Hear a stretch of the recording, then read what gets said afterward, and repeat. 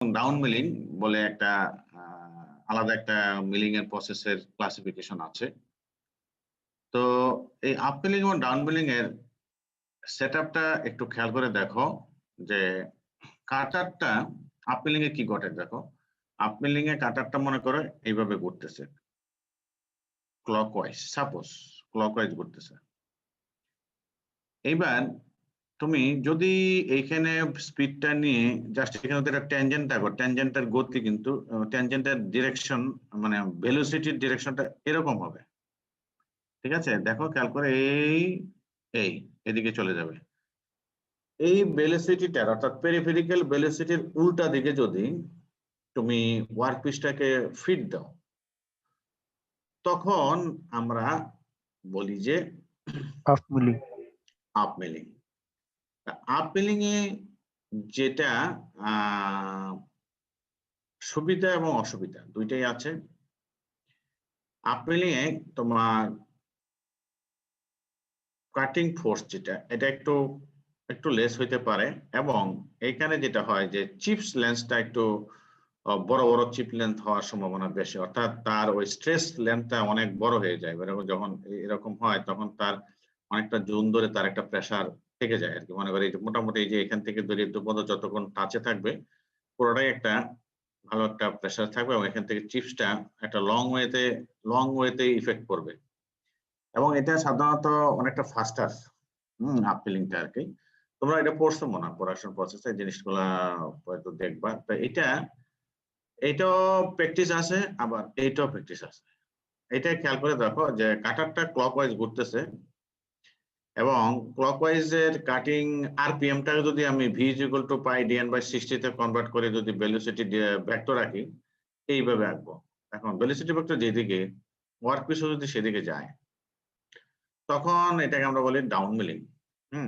তো up milling এবং down milling এর মধ্যে অবশ্যই মূল পার্থক্য হলো রিকোয়ার্ড ফোর্স, তারপরে কাটিং সারফেস এবং চিপস স্ট্রাকচার, এখানে কিছু পার্থক্য থাকবে। তো এখানে এবং আরেকটা কথা যে এই আপ মিলিং ইচ্ছা করলে একটু কাটিং ডেপথ অফ কাট বেশি সেট করা যায়, এটাতে বেশি পারা যায় না, এবং চিপস গুলা শর্ট লেন্থের হয়, এগুলা একটু দেখবা বই আছে, আমাদের এখানে রিটেন স্টেটমেন্টও আছে তোমার স্লাইডে দেখবা। তো এই মিলিং মেশিন দিয়ে নানান ধরনের, আমি এই যে কয়টা চারটা আগে দেখাইছি, এই যে এখানে চারটা এই ধরনের মিলিং তো আছেই। সাথে সাথে যদি তুমি ধরো বিভিন্ন অ্যাপ্লিকেশন টাইপের ধরো যে আর কি করা যায়, যেমন কন্ট্রোলিং করতে পারো।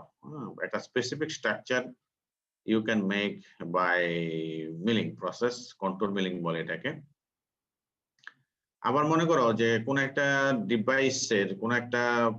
ডিভাইসের মাঝখানে মনে করো যে তুমি একটা বড় ধরনের একটা স্ট্রাকচার করবা, হোল টাইপের রেক্টাঙ্গুলার বা যাই করতে চাও, সেখানেও কিন্তু কন্ট্রোলিংটাই হবে, কিন্তু এটার ওয়েটা যেহেতু একটা অনেকটা পকেট টাইপের বলে, পকেট ক্রিয়েটিং। তো এটার নাম হলো পকেট মিলিং। তো পকেট মিলিং বলো আর এই কন্ট্রোলিং বলো, এগুলোর মেকানিজমটা মোটামুটি একই রকম। একটা হলো আউটার সারফেসে কন্ট্রোলিং, আর একটা হলো জবের ইনার স্ট্রাকচার কন্ট্রোলিং। এই আর কি পার্থক্যটা হলো এটা পকেটে যেটা হয়। আবার কিছু আছে যে তুমি বিভিন্ন শেপের, এই যে দেখো বিভিন্ন মনে করো এরোফেল স্ট্রাকচার টাইপের যদি কিছু মিলিং করতে চাও, কোনো একটা সারফেসের ফিনিশিং করতে চাও বা কাটিং করতে চাও, সেক্ষেত্রে by adjusting the feeding of the cutting to vertical যে ফিডিংটা হবে, এটা তোমার কন্ট্রোল করে এই কন্ট্রোলটা তুমি তৈরি করতে পারো আর কি। এবং এটা তো কন্ট্রোলের কিছু নাই, এটা তো ঘুরতে থাকে, শুধুমাত্র এই পজিশনটা কন্ট্রোল করে you can make such kind of structure. এই ধরনের স্ট্রাকচারটা আমরা বলি, মানে মিলিং প্রসেস যদি করি তখন আমরা বলি সারফেস মিলিং, অর্থাৎ স্পেসিফিক সারফেস ইজ ক্রিয়েটিং, এখানে পকেট ইজ ক্রিয়েটিং, এখানে কন্ট্যুর একটা special type of arc you can make by control milling. তো যে এই তিনটা মিলিং এরই মোটামুটি সেটআপটা একই রকম, শুধুমাত্র এইখানে তো এই হাইটটা ইউ হ্যাভ টু ডিজাইন, তুমি কিভাবে এটা কন্ট্রোল করলে পরে এই শেপটাই তৈরি হবে।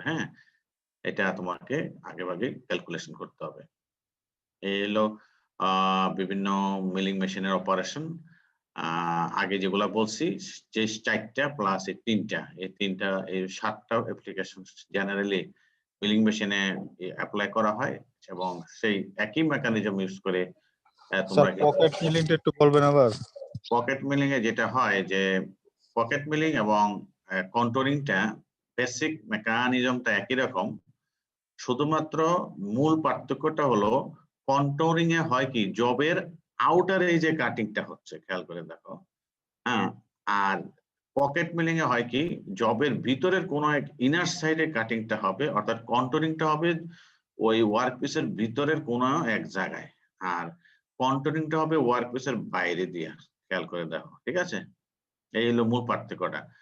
আর সেটআপ সব একই, মনে করো এই মুভমেন্ট গুলা বলো, এই মুভমেন্ট গুলা বলো, হ্যাঁ, আবার এখানেও কিন্তু একটা ইনার কন্টুরিং তৈরি করা লাগবে তাকে, হ্যাঁ, মোশনটা এটা একটা অনেকটা কন্টুরিং মেকানিজমই, তবে এটা ইন্টারনাল স্ট্রাকচার ক্রিয়েট করা, এই হলো পার্থক্য পকেট মিলিং, ঠিক আছে? বুঝেছো? জি স্যার। আচ্ছা, এবার যদি শেপারে যাও এবং প্ল্যানারে যাও, এটা আমি একদমই পড়াবো না, কারণ শেপার প্ল্যানার তোমরা পড়ছো। শেপারে প্ল্যানারে টুল স্টেশনারি, শেপারে জব স্টেশনারি, হ্যাঁ, বাকি টুলটা মুভ করে, এগুলো তোমরা জানো, হ্যাঁ, এটা জাস্ট একটু সিলেবাসে মাঝে মাঝে এই প্রশ্নটা আসে, ডিস্টিংগুইশ অথবা compare between shaper and planer, এই ধরনের প্রশ্নটা মাঝে মাঝে মনে করো 7, 8, 10 নাম্বার দিয়ে আসে। যখন প্রশ্ন আমাদের শর্ট পড়ে, ইজি কোশ্চেন পাই না খুঁজে, তখন এই ধরনের প্রশ্নগুলো করা হয় আর কি, যে শেপার প্ল্যানার পার্থক্য কিটা। যদিও তোমরা আগে পড়েছো, আবারও একটু দেখে নিও যে শেপারে আসলে ওয়ার্ক পিসটা স্টেশনারি আর কাটিং টুলটা মুভ করে। এখানে প্ল্যানারে হলো টুল স্টেশনারি আর ওয়ার্ক পিস ট্রাভেল, ঠিক আছে? আর ওয়ার্ক পিস তো ঘুরতে থাকে, ঘোরাটা সমস্যা নেই, মানে ঘোরানো, সরি, ওয়ার্ক পিসটা স্টেশনারি, শুধুমাত্র সরি টুলটা মুভ করে স্টেশনারি আর ওয়ার্ক পিসটা মুভ করে। আর এখানে ওয়ার্ক স্টেশনারি, এটাই মূল পার্থক্য। আর আরো ঘটনা আছে যে জবটা কোনটাতে বড় ছোট আছে সেটা, যেমন শেপারে কিন্তু স্মলার জব সাজেস্ট করা হয়, প্ল্যানারে বড় বড় জব ইউজ করা, মানে বড় বড় জবের কাজ করার জন্য মোর দেন 6 মিটার হাই ওয়াইড ইভেন তার ডাবল হইলে কোনো অসুবিধা নাই, হ্যাঁ। এবং শেপার এবং প্ল্যানারের মধ্যে শেপারটা লাইট মেশিন, প্ল্যানারটা হেভি ডিউটি মেশিন ডিক্লারেশন আছে আর কি। তো যাই হোক, এগুলো তোমরা একটু পড়বা, পড়ে এখানে হয়ে গেল। দেন আমি একটু জাস্ট রিক্যাপিচুলেট করতেছি, কারণ এগুলো তোমরা আগে পড়েছো। বোরিং, বোরিংটা কি তোমরা জানো? বোরিং কি ড্রিলিং কিনা? বোরিং কি ড্রিলিং? না স্যার। বোরিংটা অর্থাৎ ড্রিল করা একটা হোলকে,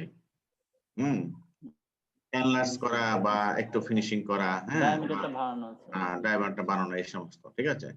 তাহলে বোরিংটা হলো যে এনলার্জিং হোল, মানে হোল অলরেডি ড্রিল করা আছে একটা হোল, সেটাকে আমি আমার রিকোয়ার্ড সাইজ অনুযায়ী আমি এটাকে আমার ওই নাট বোল্টের হিসাব যে আছে সেটা যে না সেভাবে বোল্ট বা নাটের যে সাইজ এটার সাথে অ্যাডজাস্ট না হলে আমরা সেই সমস্ত ক্ষেত্রে এই ধরনের অপারেশন গুলা করি। এবং এখানেও কিন্তু by means of single point cutting tool, অর্থাৎ বোরিং হেড থাকে একটা টুল, সেই হেড দিয়ে করা। এই যে দেখো, এই যে এইখানে দেখো আমরা কাটিং টুলটা আছে, ঠিক আছে? সো আমরা এটা করতে পারি।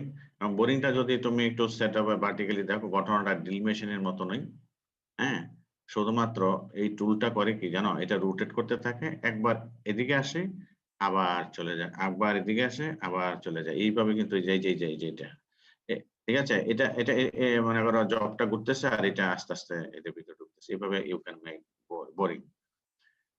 তারপরে আছে একটা broaching. Broaching is a machining process that use a tooth tool called broach বা টু রিমুভ ম্যাটেরিয়াল।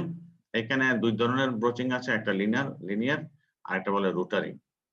তো লিনিয়ার ব্রোচিং হলো যে তোমার ব্রোচিং মেশিনটা আমি এখানে একটু দেখাই, যে এখানে তোমার একই রকম আসলে মোটামুটি। তো মূল পার্থক্যটা হলো, আমি এখানে আসি যে এখানে বুঝবা, broaching is used when precision machining is required, মানে তোমার যদি মনে করো যে কোন একটা শেপ তোমার একুরেসি দরকার, সেই পাশে নাই, সেই সমস্ত ক্ষেত্রে broaching machine are used to ensure the size of the job, বা প্রেসিশন সাইজ হয়েছে কিনা, না হলে ওই ব্রোচিং করে করে করে করে এটাকে তুমি নিয়ে আসতে পারো রিকোয়ার্ড সাইজে। এখন সাধারণত কি কি শেপকে আমরা যা বলা আছে অড শেপ। তো কমনলি মেশিন সারফেসেস ইনক্লুড কি কি আছে, circular, non circular, hole, splines, keyways, flat surfaces.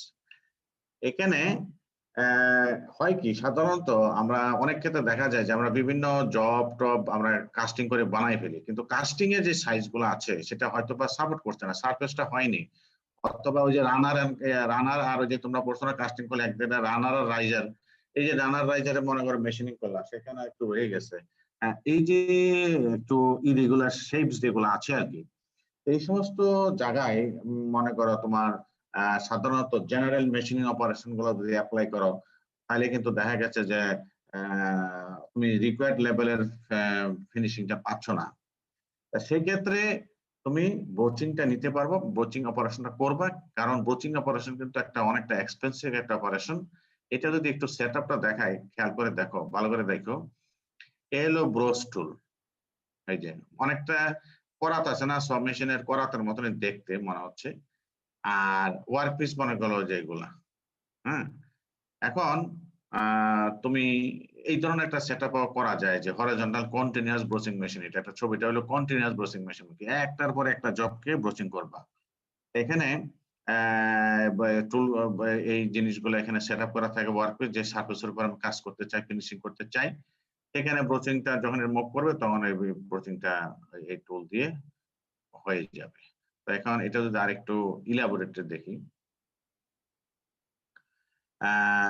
এখানে তাহলে এখন অনেকে প্রশ্ন করতে পারে স্যার তাইলে এটা তো অনেকটা সয়িং এর মতন মনে হচ্ছে। হ্যাঁ, স কাটার ওই যে সমিল দেখছো না, সমিল, সমিলে যেই মেকানিজমটা হয় সেটা একটু খুব ভালো করে খেয়াল করে দেখো। সমিলে হয় কি, এই সটা ডাইরেক্টলি আস্তে আস্তে নিচে নামতে থাকে, নাইমে এটা সেপারেট করে ফেলবে, সেপারেশন অর্থাৎ কাটিং করে ফেলবে। এখানে কিন্তু ব্রচিং এর অবস্থানটা কিন্তু ফিক্সড, শুধুমাত্র তাহলে প্রশ্ন হতে পারে কাটেটা কি, তাইলে হয় কি আমি বলি, মনে করো এই যে এই বস্তুটা যখন এখানে ছিল তখন এই টিতের সাথে যত্ন লাগা ছিল, আস্তে আস্তে যত এদিকে আসবে, অথবা যদি এটা যদি এদিকে ঘোরাও, সাধারণত টুথ গুলা কোন দিকে দেখি, আচ্ছা সরি, তাহলে যেটা হবে শোনো ভালো করে শোনো, এটা এদিকে ঘুরতেছে, দাঁতের উল্টা দাঁত গুলা দেখতে হবে, এই যে এইভাবে গেলে কাটিং হবে, তো আস্তে আস্তে যখন এটা এদিকে আসবে, হুম, আস্তে আস্তে যখন এটা এদিকে আসবে, এই দাঁতের ডেপটা আস্তে আস্তে বাড়তে থাকে। এটাই হলো সয়িং এর সাথে মূল পার্থক্য। সমিলের বা যেটা থাকে, এর মধ্যে প্রত্যেকটা দাঁত একই ডেপথে থাকে, ঠিক আছে, কিন্তু ব্রচিং এ স্টার্টিং থেকে এন্ড পর্যন্ত আস্তে আস্তে গ্রাজুয়ালি বাড়তে থাকে। আমি এখানে ধরো এখানে লেখা আছে, broaches are shape similar to a saw except the height of the teeth increases over the length of the tool. এই হলো ব্রোচিং এর সাথে স এর মূল পার্থক্য। এটা যদি আরেকটু তোমাকে দেখাই, যেমন এই ছবিটা যদি দেখো, এই যে দেখো, এটা হলো ব্রচিং টুল। হুম, তো ব্রচিং টুলে খেয়াল করে দেখো, এই টুথটার চাইতে আরেকটু ডিপ, এটা তারপর একটা আরেকটু ডিপ, ঠিক আছে, দেখতেছো তো। তো এখন যখন তুমি এটা এদিকে মুভ করবে, তখন প্রথমে এটা দিয়ে উঠে যাবে, তারপরে প্রথমে এটা দিয়ে উঠে গেল যতটুকু ওটা, তারপর আবার এটা উঠে গেল, আবার এইটু উঠে গেল, আবার উঠে গেল, যখন এটা একবার আসতে থাকবে, কমপ্লিট যখন এটা শেষ হয়ে যাবে, তখন কিন্তু ফাইনালি উপরের সারফেস থেকে এরকম করে সোজা উঠে গেল। এখন প্রশ্ন হতে পারে যে এটা কিভাবে হলো, এটা অনেকটা যখন আমি একটা সারফেসকে ফিনিশ চাচ্ছি, তখন কিন্তু দেখো 1 2 3 4টা ট্রিতে এটার উপর অপারেশন করে আস্তে আস্তে অ্যাব্রেসিভ যত কিছু আছে সব উঠাই ফেললো এবং ফিনিশ করে ফেললো। এই হলো ব্রোচিং এর সাথে ব্রোচিং এর মেকানিজমটা। তো আশা করি বুঝছো। রুল নাম্বার 23 আছো? Yes sir. 23 বলো তো তাহলে সয়িং এর সাথে ব্রোচিং এর কি পার্থক্য? স্যার সয়িং এ স্যার ওই টুলের টিথ গুলো স্যার সেম থাকে না, বাট ব্রোচিং এর ডেপথটা টুলের আস্তে আস্তে বাড়তে থাকে। সয়িং এ সেম থাকে ডেপথ গুলো, ঠিক আছে? ডেপথ থাকে, আর ওই ব্রোচিং এর টুলে মানে টুথের ডেপথ গুলো সেম থাকে না, সেম থাকে না, অর্থাৎ স্টার্টিং থেকে আস্তে আস্তে বাড়তে থাকে। বাড়তে থাকে, ঠিক আছে তো? জি স্যার। আচ্ছা, গুড, এটাই মূল পার্থক্য। আরেকটা ঘটনা হলো যে সয়িং এর ক্ষেত্রে খেয়াল করে দেখবা, এইটা এই কাটারটা আস্তে আস্তে নিচে নামতে থাকে। ওই যে তুমি দেখছো না কাট কাটে কেমনে, ওভাবে এভাবে, অথবা এটার মধ্যে একটা ফিট থাকে যেটা পুরো ইয়েটা কেটে ফেলে জেনে। এখন এটা মেইন সয়িং অপারেশন, তো আর দেখানোর দরকার নাই। সমিল দেখছো না? জি স্যার। সমিল দেখছো, গুড। তাহলে মোটামুটি সয়িং এর একই জিনিস, জাস্ট ওই যেটা বললাম মূল পার্থক্য আমার বলা শেষ। আচ্ছা, এবার যদি হনিংটা আসি, হনিংটা কি? হনিং is an abrasive machining process that produces a precision surface on a metal workpiece by scrubbing an abrasive stone against it along a control path. এটা অনেকটা তোমরা ইয়াটা আমি বলি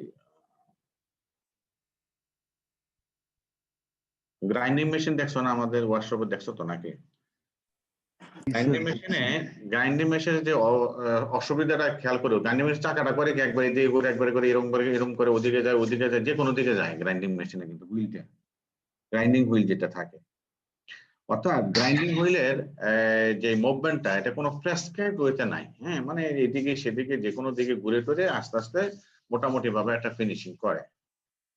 ওই গ্রাইন্ডিং মেশিনে কিন্তু finishing operation one kind of, ঠিক আছে? কিন্তু গ্রাইন্ডিং মেশিনে কাজ করার পরও যেহেতু ওই গ্রাইন্ডিং মেশিনে যে গ্রাইন্ডিংটা করলো বা ফিনিশিং কাজটা যেটা করলো, সেটা হয়েছে কি কোনো প্রেসক্রাইব ওয়ে ফলো করে নাই, যে কোনো দিকে এটা ঘুরে ঘুরে ঘুরে ঘুরে ঘুরে ঘুরে ঘুরে ঘুরে আস্তে আস্তে আস্তে আস্তে এটা ফিনিশিংটা করেছে আর কি। কিন্তু তারপরের লেভেলে যদি তুমি ফিনিশিং চাও, তাহলে you have to follow the honing process.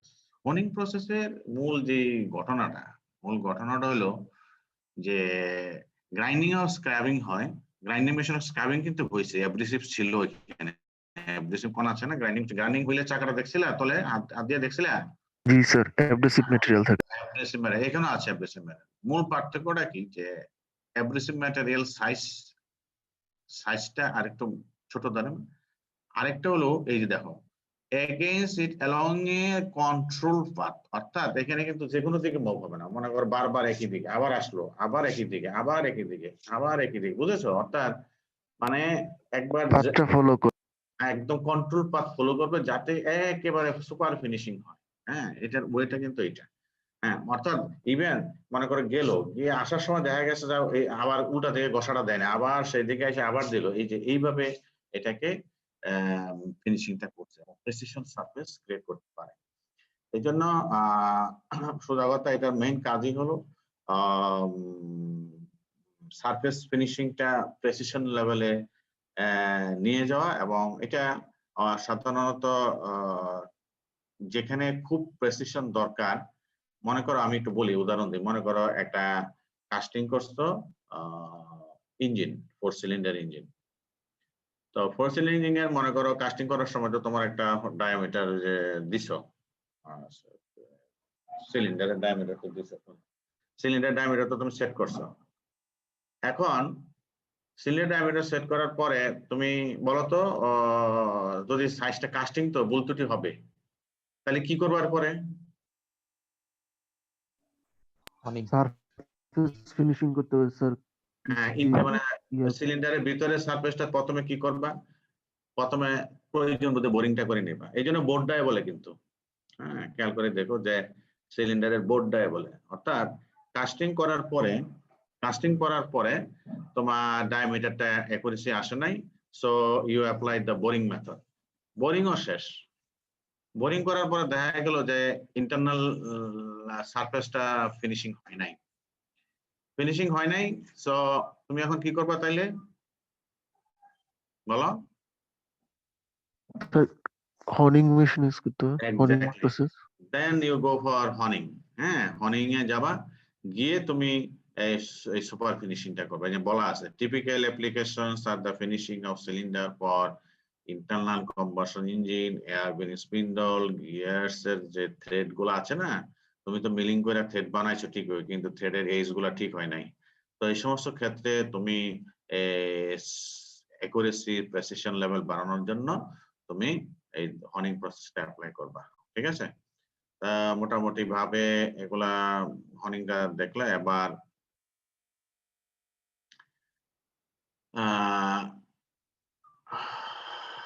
হবিংটা হলো যে একটা special type of machine ultimately for gear cutting বা কোন একটা স্প্লাইন বা কোন একটা স্প্রকেট তৈরি করবা। হ্যাঁ, এটা আসলে স্পেশাল টাইপ অফ মিলিং মেশিনই বলা হয় হবিং মেশিনকে।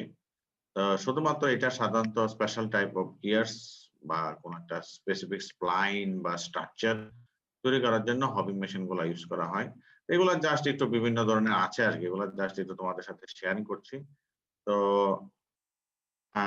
এখন একটু সংক্ষেপে যদি বলি যে কাটিং টুল বলো আর ওয়ার্ক পিস বলো, যে মোশন গুলা হচ্ছে খুব খুব ভালো করে খেয়াল করে দেখবা।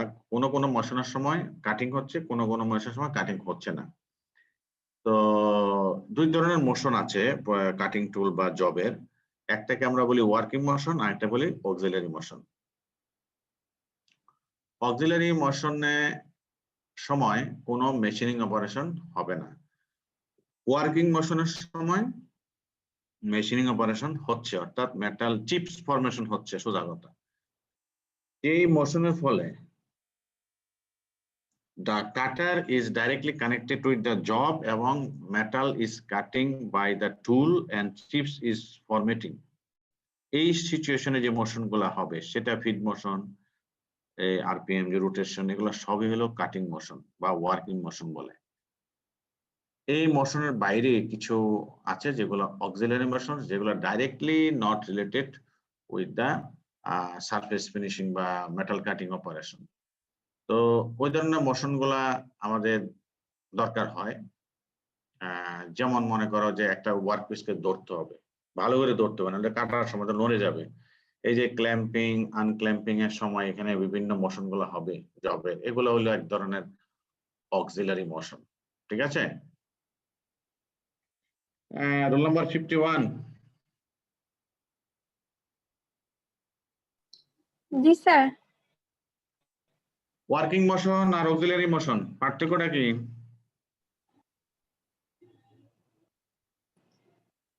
স্যার ফরমেশনে পার্টিসিপেট করবে, এটা হলো অক্সিলারি মোশন। আর যেগুলো ফাংশনে ওটা ওয়ার্কিং। মেটাল কাটিং চলবে কোনটার মধ্যে, ওয়ার্কিং মোশনে নাকি অক্সিলারি মোশনে? স্যার বুঝি নাই।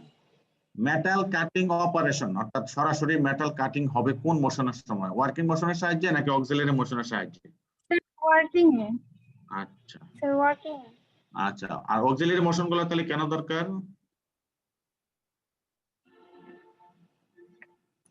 স্যার আদার্স যে কাজগুলো আছে অক্সিলারি কাজগুলো ওগুলাতে। আচ্ছা, ঠিক আছে, থ্যাংক ইউ। স্যার আচ্ছা শোনো, তাহলে আমরা মোটামুটি ভাবে বুঝতে পারলাম যে ওয়ার্কিং মোশন বা অক্সিলারি মোশন মূল পার্থক্যটা। তো যদি ওয়ার্কিং মোশনের কথা ধরি তাহলে দুইটা জিনিস খুব ইম্পর্টেন্ট, সেটা হলো একটা তোমরা শুনে থাকবে, একটা কাটিং স্পিড আর একটা হলো ফিড রেট। তোমরা শোনো অলওয়েজ, কাটিং স্পিড আর একটা কি ফিড রেট।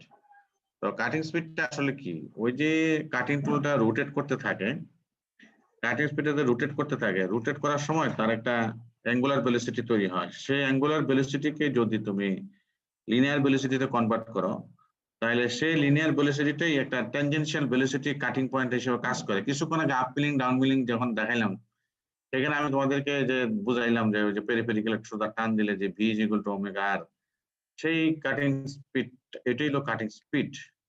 আর ফিড রেট হলো যে তুমি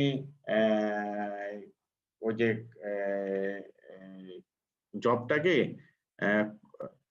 কিভাবে মানে কাটিং লেন্থটাকে কিভাবে বাড়াবা, অর্থাৎ মনে করো তুমি তো এক জায়গায় সেট করলে, এবার আস্তে আস্তে আস্তে আস্তে তোমাকে ফিড দিতে হবে না এটা পুরো জবটাকে কাটিং করার জন্য। তো সেটা হলো জি স্যার। এক্সেল ভাবে তাকে আস্তে আস্তে আগাইতে হবে। তো এই যে ফিড রেট বলে এটাকে। এখন কাটিং স্পিডের ইউনিটটা সাধারণত মিটার পার মিনিট, আর ফিড রেটের হলো আমরা বলি যে এটা কাটিং স্পিডটা আমরা ভি দিয়ে প্রকাশ করি, ফিড রেটে এস।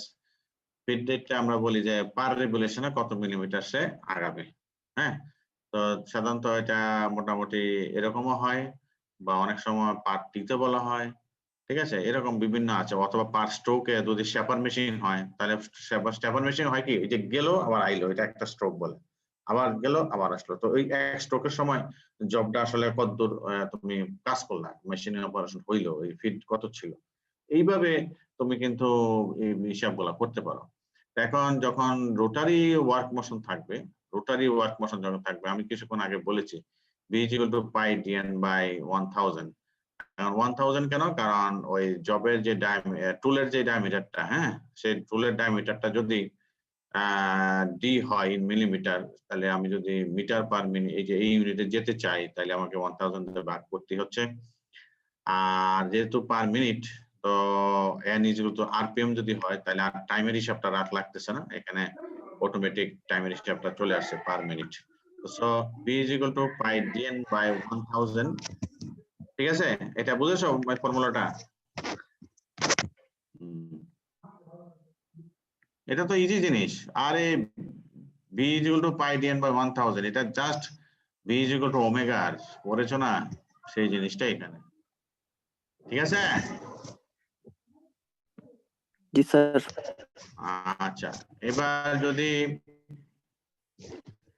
রেসিপ্রোকেটিং এ যাও, যেটা শেপারে বা প্ল্যানারে হয়, সেখানে রেসিপ্রোকেটিং মোশনের ক্ষেত্রে v is equal to l divided by 1000 into tc। এখন এলটা কি, এলটা হলো ওই যে একটা স্ট্রোকে কত দূর গেল, l is the length in millimeter, R tc is the time of cutting stroke, ওই যে পুরো জিনিসটা যে কাইটা আবার আসলো সেই সময়টা হলো এখানে। তাহলে এবার l divided by ওই টাইম, তাহলে এটা, আর 1000 তো বুঝছি কেন, এই যে যেহেতু মিলিমিটারে আছে এই জিনিসটা, এই জন্য।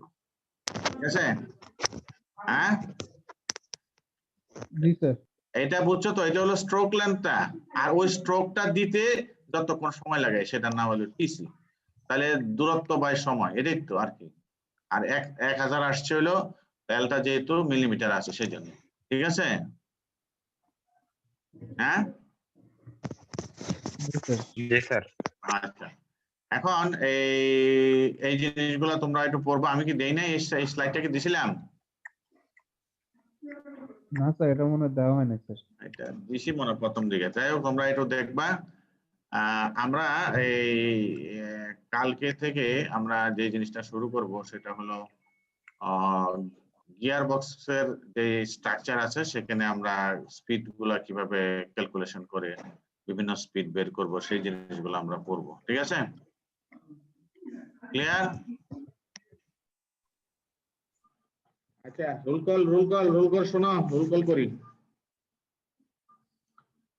আজকে 30 তারিখ। Roll number 1।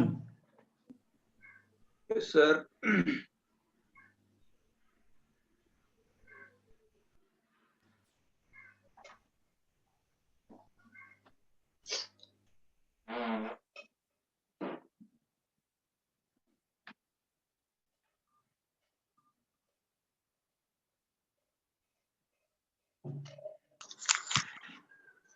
রোল নাম্বার 100 আছে নাকি? মোহাম্মদ রিয়াদ, রিয়াদ আছো?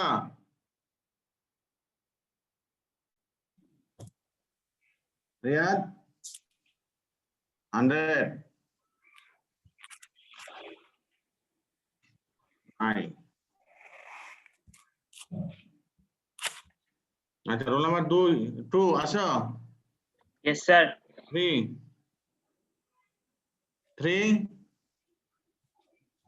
4 4 5 Yes, sir. 4, sir. 4. 4 আসো Present, sir. বলো তাড়াতাড়ি বলো 5 Present, sir. 6 Yes, sir. 7 Yes, sir. 8 Yes, sir. 9 9